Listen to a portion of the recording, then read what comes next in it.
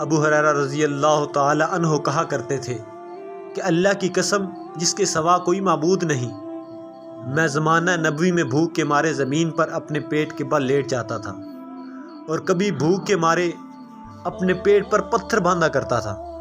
ایک دن میں اس راستے پر بیٹھ گیا جس سے صحابہ نکلتے تھے۔ ابو بکر صدیق رضی اللہ عنہ گزرے اور میں نے ان سے کتاب اللہ کی ایک آیت کے بارے میں پوچھا۔ میرے پوچھنے کا مقصد صرف یہ تھا کہ وہ مجھے کچھ کھلا دیں، مگر وہ چلے گئے اور کچھ نہیں کیا۔ پھر عمر رضی اللہ عنہ میرے پاس سے گزرے، میں نے ان سے بھی قرآن مجید کی ایک آیت پوچھی اور پوچھنے کا مقصد صرف یہ تھا کہ وہ مجھے کچھ کھلا دیں، اور وہ بھی گزر گئے اور کچھ نہیں کیا۔ اس کے بعد نبی کریم صلی اللہ علیہ وسلم گزرے اور آپ نے جب مجھے دیکھا تو آپ مسکرا دیے، اور جو میرے دل میں تھا اور جو میرے چہرے پر تھا آپ نے پہچان لیا۔ پھر آپ صلی اللہ علیہ وسلم نے فرمایا اباہر، میں نے عرض کیا لبیک یا رسول اللہ، فرمایا میرے ساتھ آ جاؤ، اور آپ چلنے لگے۔ میں نبی کریم صلی اللہ علیہ وسلم کے پیچھے چل دیا۔ پھر نبی کریم صلی اللہ علیہ وسلم اندر گھر میں تشریف لے گئے۔ پھر میں نے اجازت چاہی اور مجھے اجازت ملی۔ جب آپ داخل ہوئے تو ایک پیالے میں دودھ ملا۔ دریافت فرمایا کہ یہ دودھ کہاں سے آیا ہے؟ کہا فلاں یا فلانی نے نبی کریم صلی اللہ علیہ وسلم کے لیے تحفے میں بھیجا ہے۔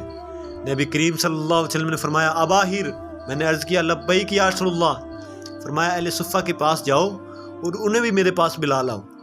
کہا کہ اہل صفہ اسلام کے مہمان ہیں، وہ نہ کسی کے گھر پناہ ڈھونڈتے، نہ کسی کے مال میں اور نہ کسی کے پاس۔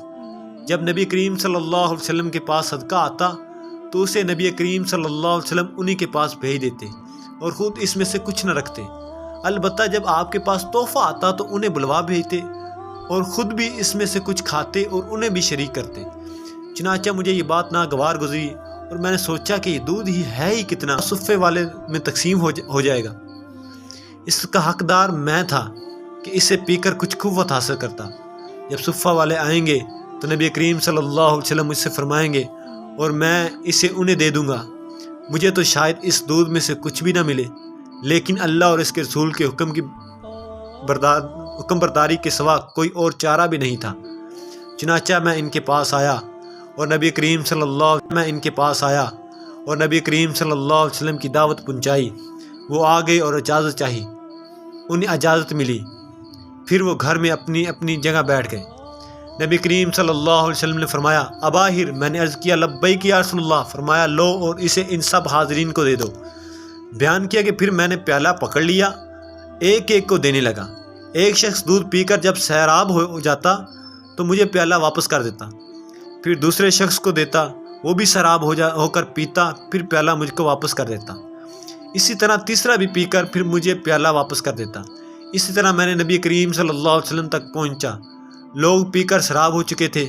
آخر میں نبی کریم صلی اللہ علیہ وسلم نے پیالہ پکڑا اور اپنے ہاتھ پر رکھ کر آپ صلی اللہ علیہ وسلم نے میری طرف دیکھا اور مسکرا کر فرمایا اباہر، میں نے عرض کیا لبیک یا رسول اللہ، اب میں اور تم باقی رہ گئے ہیں۔